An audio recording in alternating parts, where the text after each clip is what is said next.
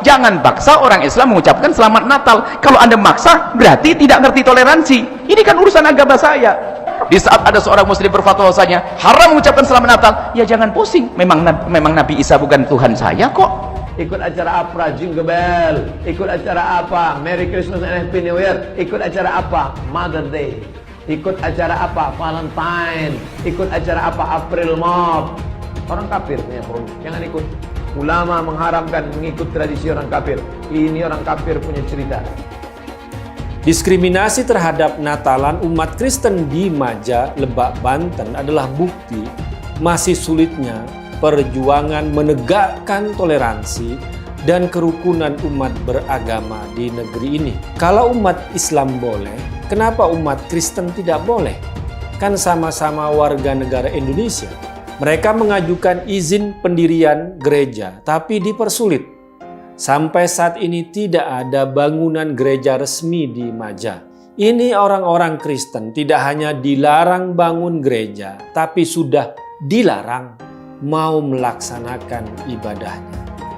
Ada semacam kesan kristenofobia, yaitu kebencian dan ketakutan pada umat Kristen. Selain MUI, banyak para pendakwah yang sudah lebih dulu mendakwahkan haramnya pemakaian aksesoris Natal dan bahkan pengucapan selamat Natal.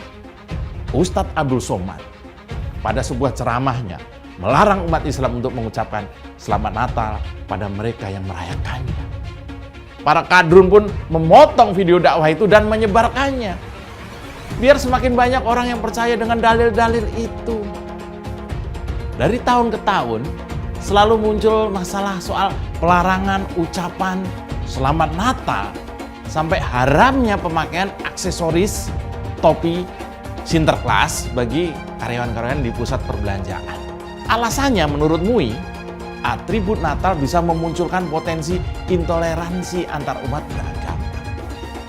Aduh, orang-orang tua ini ya, lebay banget.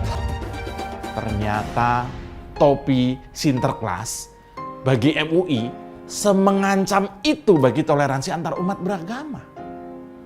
Fatwa haram sampai-sampai perlu dikeluarkan untuk menangani sepucuk topi Sinterklas yang lucu itu. Kayaknya MUI itu bakal kaget kalau mereka tuh jalan-jalan ke Arab Saudi dan negara di sekitarnya, lalu mampir ke mall.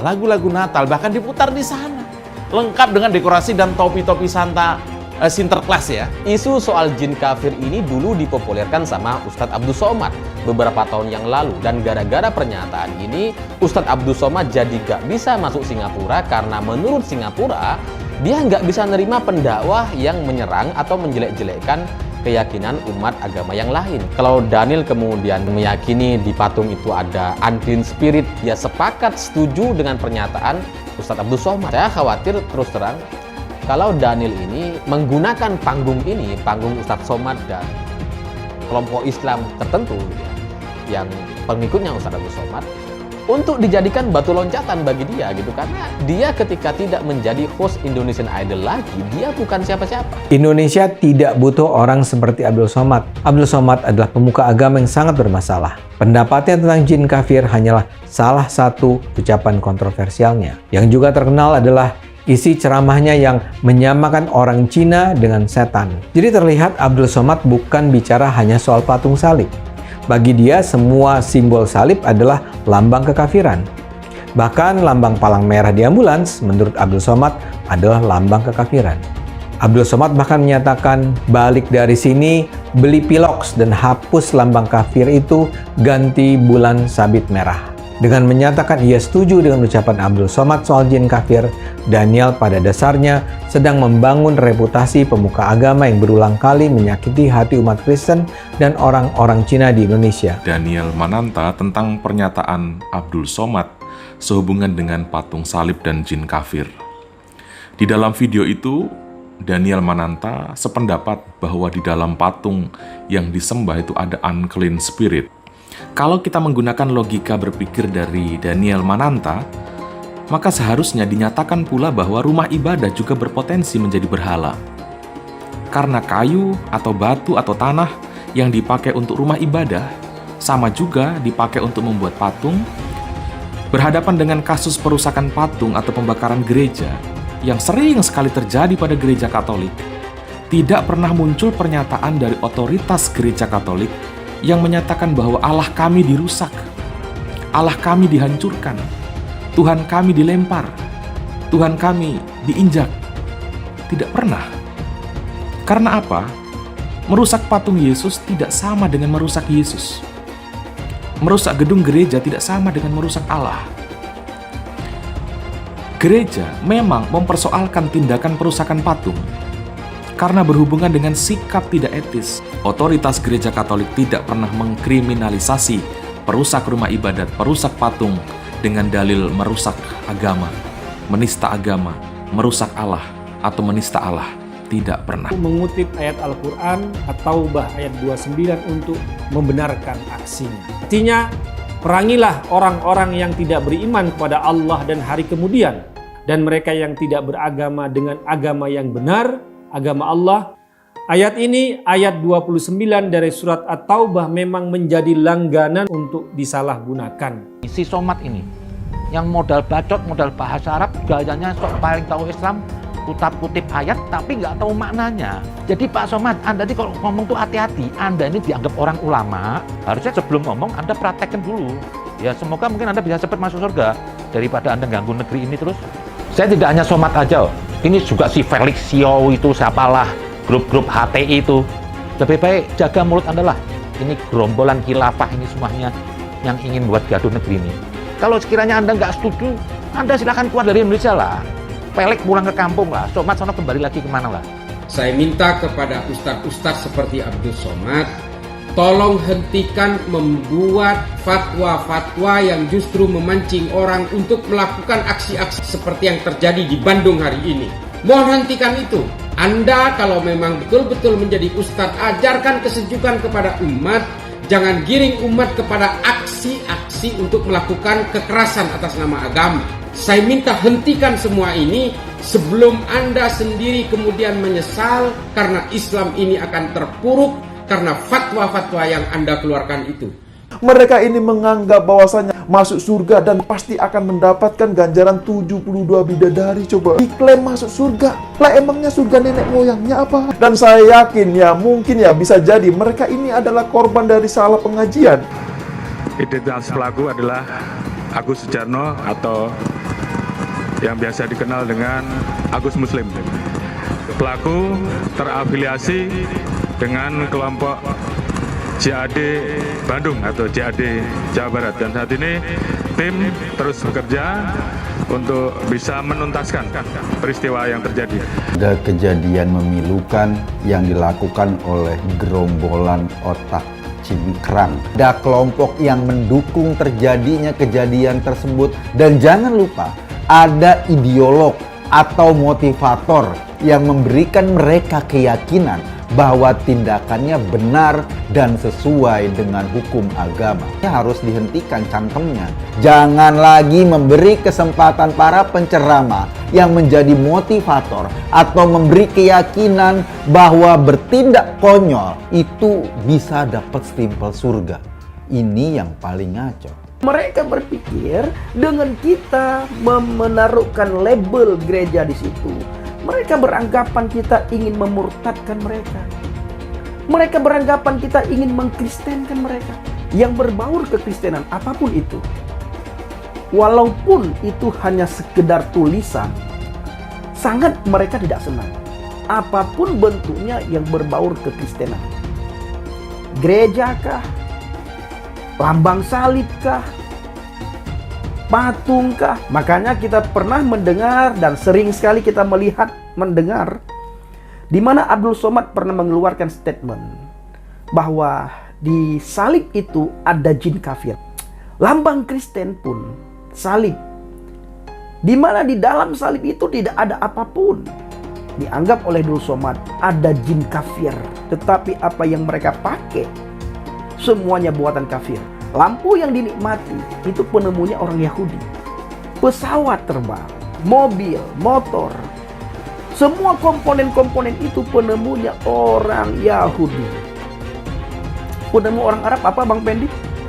Hanya 2. obat kuat, dan minyak wangi yang lain tidak ada.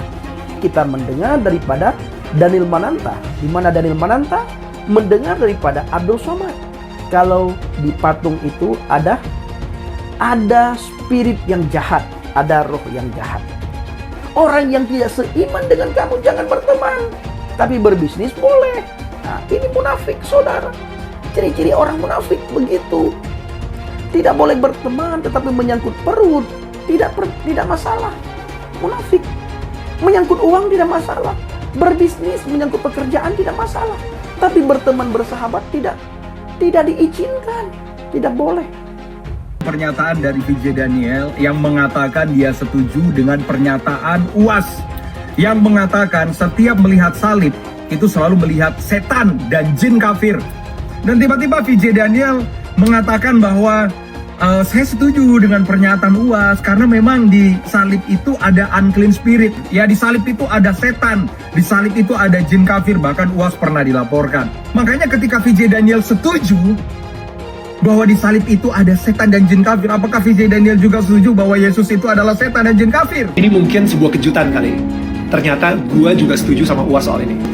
Bahwa kalau gue mungkin sebutnya ada unclean spirit, oke? Di patung. Islam sebagai agama pendatang. Apakah Islam layak disebut sebagai agama impor dari Arab? Itu kan sama saja dengan mengatakan bahwa Kristen adalah agama yang datang dari Barat atau Konghucu datang dari negeri Cina. Jadi kenapa pula harus dibantah? Agama Islam sampai ke Indonesia melalui serangkaian perantara. Islam adalah agama impor yang penerapannya di Indonesia harus disesuaikan dengan kondisi dan situasi setempat. Ketika sekarang Sang Menteri Agama mengingatkan masyarakat bahwa apa yang kita kenal sekarang sebagai Islam adalah Islam yang datang dari Arab, mereka panik. Mereka yang berbeda akan dikafir-kafirkan. Islam memang datangnya dari Arab. Islam memang bukan agama asli Nusantara. Takbir! Tolak gereja. Didukung oleh wali kota, wakil wali kota, dan MUI.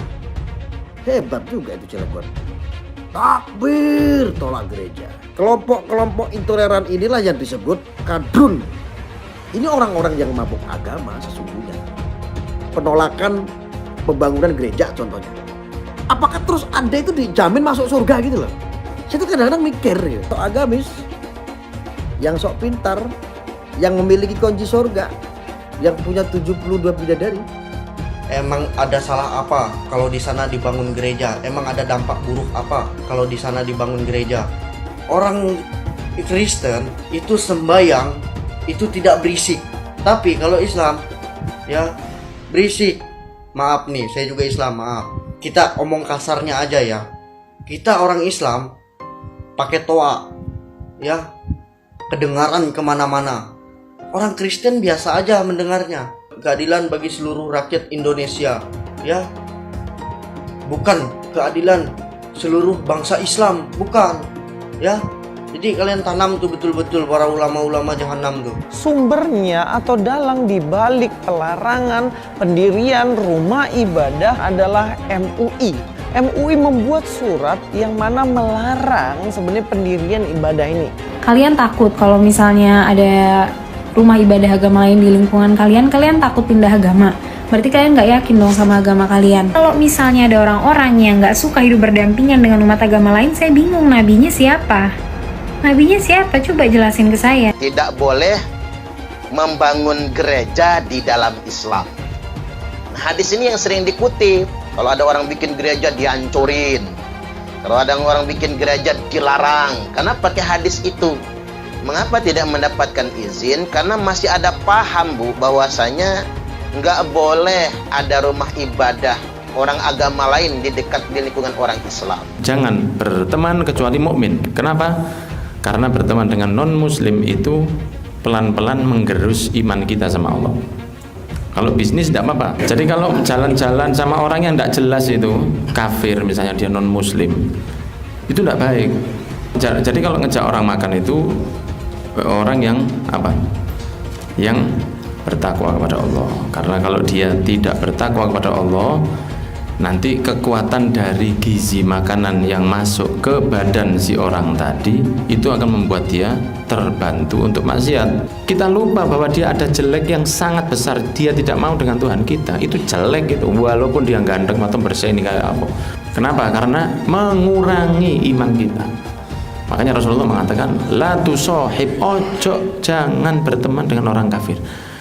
Inilah akhlak di hadapan Allah Subhanahu wa taala. Orang bilang tuh di Indonesia ada Islamofobi, enggak ada. Kalau negara enggak ada. Minta jadi menteri kasih. Di mana fobinya? Bahwa ada yang ditangkap. Ya memang begitu kelakuannya. Wah itu ada ustadz dikriminalisasi. Kamu enggak tahu ya, saya bilang. Ustadznya berapa? Disebut 1, 2, 3. Ada lagi? Enggak. Kamu tahu enggak? Jumlah ustadz dan ulama di Indonesia ratusan ribu, hanya 2-3 kiai kamu ribut. Padahal dia terbukti melakukan kriminal. Tidak usah pakai dalil-dalil, kalau tidak hafal malah salah. Itu kan banyak tuh di TV itu dalil-dalil salah. Akhirnya orang yang semula percaya jadi tidak percaya, orang ini tidak ngerti pada apa yang dibaca. Wah ini berdebat harus khalifah, dan tidak ngerti artinya khalifah, tidak ngerti artinya khilafah. Mau berdebat. Bawa pedang dari Allahu Akbar, orang dikejar sampai ketakutan. Orang dihajar, dipeloroti celananya sampai nangis, sampai pingsan, sambil teriak Allahu Akbar. Hidup ini mesti kita jangan balik lagi ke zamannya abad ke-6 ke-7 gitu loh. Itu atau goblok atau sinting gitu, saya juga nggak tahu. TV itu dikatakan para ulama haram. Maka usulan anak kepada antum-antum yang punya TV, buang tuh TV, bahaya. Bagaimana hukumnya musik dulu kan? Saya katakan haram. Surah 26 ayat 31 ayat 6 dulu kan udah dibacakan. Dari mana musik itu? Dari gereja. Musik bagian ibadah Kristen. Makanya sekarang mereka nyanyi, Pak. Haleluya, puji Tuhan. Sorga. Kapan musik masuk Islam? Pernah nggak musik mualaf? Itu permainan setan. Jual beli musik haram, duitnya haram. Jual beli alat musik, gitar, piano haram. Duitnya haram. Penyanyi dapat duit dari nyanyian haram, karena Allah mengharamkan nyanyian musik. Setan masuk lewat musik. Maka lagu yang selalu kita dengar itu akan terngiang-ngiang terus di telinga. Pas kita mau tidur datang dia. Lagu terngiang-ngiang. Maka jangan dengarkan musik. Itulah yang ditempelkan salib di belakang ambulan. Kalau masjid kita punya ambulan, balik dari sini, ambil pilok. Pilok itu lambang yang ada di ambulan. Ganti dengan bulan sabit. Orang kafir itu di neraka. Yang dimaksud patung Yesus Kristus, patung Brahma bin Hindu Siwa, patung semua patung itu jadi bahan bakar api neraka. Nanti membakar orang yang menggambarnya. Apakah ini adalah Tuhan, Bapak sekalian? Tidak, ini bukan Tuhan. Kalau dia punya tangan kayak manusia, tangannya 4. Kalau gitu kalau ada barangnya 8 gimana? Tambah lagi tangannya. Apakah ini adalah Tuhan, Bapak sekalian? Kalau ada yang bilang ini adalah Tuhan, tanya Tuhannya yang mana? Yang kiri atau yang kanan? Dia ketawa terus dan dia sejahtera karena itu dia makan terus seluruhnya. Agama Kristen Tuhannya sudah mati di kayu salib. Ka'bah itu apa? Ka'bah patung, tembok. Kesibukan para lelaki yang masuk surga di surga adalah memecah perawan istri-istrinya. Perawan terus. Mereka menyatakan bahwasanya kesibukan penduduk surga itu memecahkan keperawanan para bidadari. Ternyata ini kesibukan mereka. Bagaimana mereka tidak sibuk? Sementara bidadari yang Allah siapkan bagi mereka sangat luar biasa, indah, cantik, dan moleknya. Salah satu nikmat yang ada dalam surga adalah pesta seks. Minta maaf, karena inilah yang kita tahan-tahan di dunia. Saya bukan mengatakan Bible Kristen fiksi. Bible Kristen itu palsu. Biar jenderal 100 bintang. Kalau kafir kau ke neraka. Tidak ada urusan. Pancasila Soekarno, ketuhanan ada di pantat. Anak Tuhan dari mana? Kalau Yesus anak Tuhan, bidangnya siapa? Besok di seluruh wilayah Indonesia akan katakan Karena di salib itu ada jin kafir. Karena di salib itu ada jin kafir. Karena di salib itu ada jin kafir. Haleluya. Kepalanya ke kiri apa ke kanan? Kepalanya ke kiri apa ke kanan? Tetap percaya salib itu lambang mulia, bukan jin. Kok ketawa? Aku nggak nyindir siapa-siapa loh. Jarang, saya belum pernah nengok Cina kerasukan setan. Pernah tak Ahok itu kerasukan setan? Enggak, setannya tidak. Karena sesama setan jarang saling menggoda. Saya nggak pernah mundur untuk kebenaran, keadilan, kejujuran. Dan peri kemanusiaan, gue nggak pernah mundur. Dan gue nggak pernah takut juga sama lu. Siapapun yang rasis, gue akan hadapin. Karena rasis itu tidak berperi kemanusiaan. Sama saya ditanya dulu kan, kamu nyesel nggak statement kamu di Pulau Seribu sehingga masih masuk penjara? Tidak pernah nyesel. Karena saya mengatakan kebenaran. Hai semua, dengan saya Jonas Leong. Terima kasih banyak buat kalian, penonton setia yang selalu menonton di channel ini. Saya secara personal sangat menghargai waktu kalian. Dan saya sudah menganggap kalian sebagai family karena kalian selalu support di channel ini. Bagi kalian yang selalu menuliskan opini kalian di kolom komen, saya baca komen kalian satu persatu. Saya baca komen kalian untuk mengetahui opini kalian, tanggapan kalian, dan masukan kalian sangat berguna untuk video selanjutnya. Terima kasih banyak buat kalian yang selalu menekan tombol like di awal video. Video seperti ini membutuhkan waktu dan juga research. Dan ini semua gratis untuk kalian. Jadi pastikan kalian menekan tombol like-nya, supaya saya mengetahui kalian menyukai konten yang saya bagikan. Saya pernah bertanya kepada Gus Dur, Gus, bagaimana ini? Kok ada yang mengharamkan ucapan Natal? Gus Dur menjawab, loh, mengapa diharamkan? Kan ada ucapan Natal dalam Al-Quran. Kemudian Gus Dur mengutip surat Maryam ayat 33. Gus Dur menafsirkan ayat tadi tentang ucapan Natal atau kelahiran Nabi Isa alaihissalam yang dikenal sebagai Yesus Kristus dalam keimanan Kristiani. Saya waktu itu mencoba bertanya lebih lanjut. Tapi Gus, kan keyakinannya beda antara Islam dan Kristen. Juga tidak ada dalam Islam soal penetapan hari lahir Nabi Isa. Tidak seperti hari lahir Yesus Kristus yang dirayakan setiap tanggal 25 Desember. Gus Dur lantas menjawab seperti ini. Kita tidak perlu masuk terlalu dalam pada keyakinan orang lain. Selamat Natal adalah ucapan untuk menghormati dan menghargai saudara-saudara kita umat Kristen sebangsa dan setanah air. Seperti halnya kita mau mengucapkan selamat ulang tahun pada seseorang, kan tidak perlu menelisik soal data pribadi. Kan nggak lucu dan nggak wajar kita mau ucapin selamat ulang tahun, kita malah bilang gini, mana KTP lu? Mana akte lahir ente? Bener nggak ente lahir hari ini? Ini kan hanya orang-orang songong yang bersikap seperti ini. Kalau soal perbedaan keyakinan antara umat Kristen dan umat Islam terhadap sosok Yesus Kristus atau Nabi Isa alaihissalam adalah fakta yang tak bisa dibantah. Tapi berbeda di sini bukan berarti harus ribut. Disinilah prinsip yang dipakai lakum dinukum waliyadin. Bagimu agamamu, bagiku agamaku. Tapi di tengah perbedaan keyakinan antara Kristen dan Islam terhadap sosok yang bisa dianggap sama, Yesus Kristus atau Nabi Isa alaihissalam bukan menjadi penghalang bagi kita untuk saling menghormati dan menghargai. Arti toleransi adalah saling menghargai dan menghormati. Biar perbedaan itu tetap menjadi perbedaan yang bisa menjadi ruang untuk saling melakukan toleransi. Karena toleransi bisa ada, bisa tercipta kalau tetap ada perbedaan. Untuk saudara-saudaraku umat Kristiani dimanapun Anda berada, selamat Hari Natal tahun 2022. Semoga kasih Tuhan senantiasa menyertai Anda, menyertai kita, dan negeri kita yang tercinta ini. Bolehkah seorang pemeluk Islam memberi selamat Natal pada umat Kristen? Ini pertanyaan yang masih sering kita dengar sampai sekarang. Dan memang masih banyak umat Islam yang percaya haram hukumnya mengucapkan selamat Natal. Itu semua cuma pandangan sebagian ulama yang punya latar belakang keagamaan yang mungkin terbatas. Memang adalah hak seseorang untuk beranggapan bahwa mengucapkan selamat Natal itu haram. Tapi itu sebaiknya disertai penjelasan dari mana pandangan itu berasal.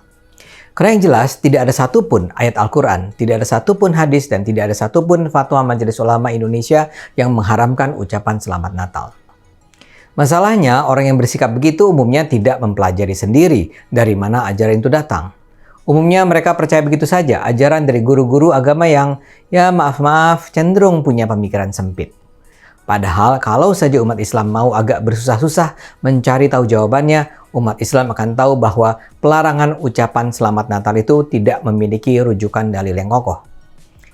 Menolak mengucapkan Selamat Natal adalah indikasi kesombongan, kepicikan, atau permusuhan. Bila kepada saudara kita sendiri kita tak bersedia mengucapkan selamat ketika dia berbahagia, ya jelaslah kita tak bisa dianggap bersaudara. Mengucapkan Selamat Natal memang terasa sederhana, tapi itu adalah tindakan sederhana yang sangat bermakna. Saya tahu bahwa ada banyak umat Kristen yang menyatakan mereka tidak keberatan tidak diberi ucapan Selamat Natal. Sikap semacam itu luar biasa. Tapi saya percaya terlepas dari jiwa besar umat Kristen, kebenaran harus disampaikan. Dan kebenarannya adalah yang tadi saya katakan, tidak ada satupun ayat Quran, tidak ada satupun hadis, dan tidak ada satupun fatwa Majelis Ulama Indonesia yang mengharamkan ucapan Selamat Natal. Paling-paling yang sering disebut-sebut kalangan anti Natal adalah surat Al-Maidah ayat 2 yang menyatakan, "Dan tolong menolonglah kamu dalam mengerjakan kebaikan dan takwa, dan jangan tolong menolong dalam berbuat dosa dan pelanggaran." Menurut para pengecam Selamat Natal, memberikan Selamat Natal itu masuk dalam kategori tolong-menolong dalam berbuat dosa dan pelanggaran. Saya rasa ini kesimpulan yang terlalu jauh ya. Ini lagi-lagi adalah kesimpulan yang mengada-ada. Masa mengucapkan Selamat Natal dianggap sebagai tindakan yang menyerupai suatu kaum?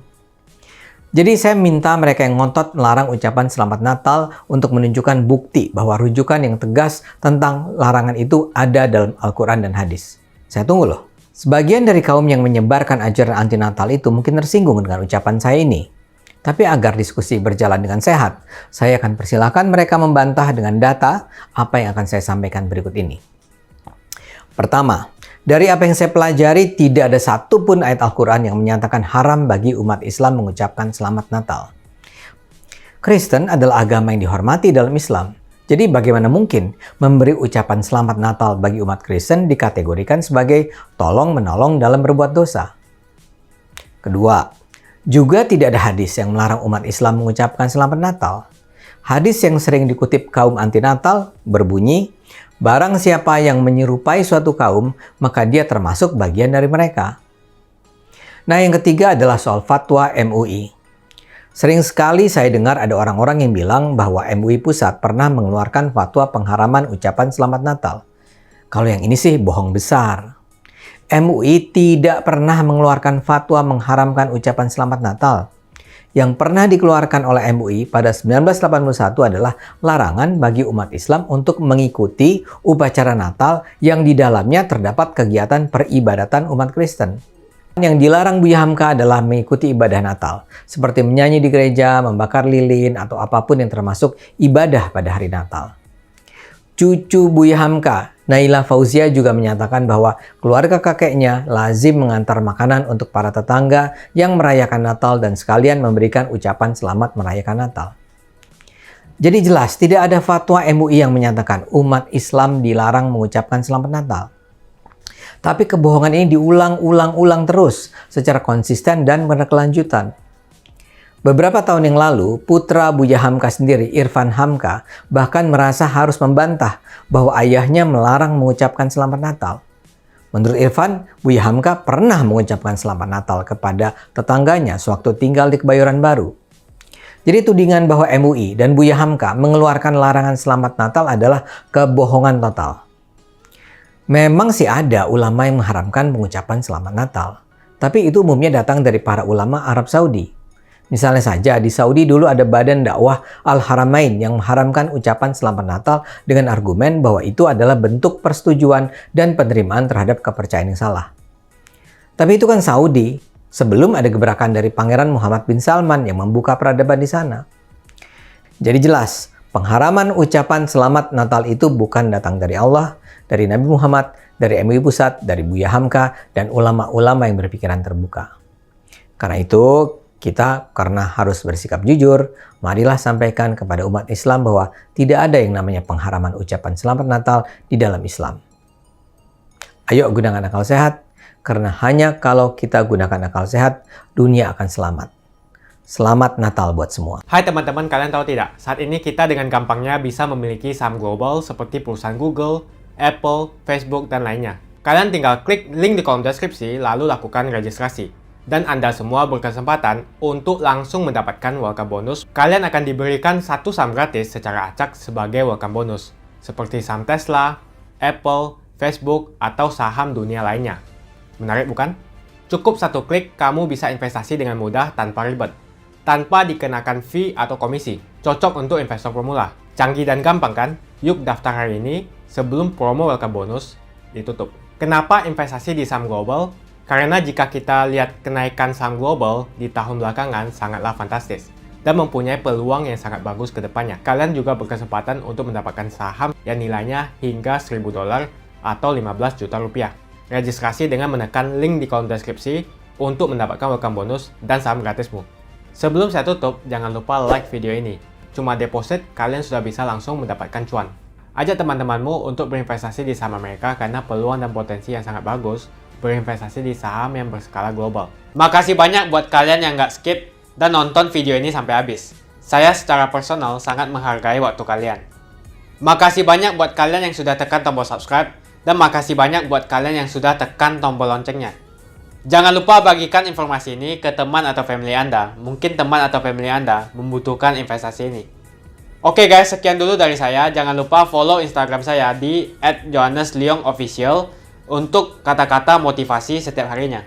Bagi kalian yang termotivasi nonton video ini, ayo like video ini dan subscribe di channel ini. Dan buat kalian yang sudah subscribe di channel ini, jangan lupa tekan tombol loncengnya supaya kalian mendapatkan notifikasi setiap kali saya upload video.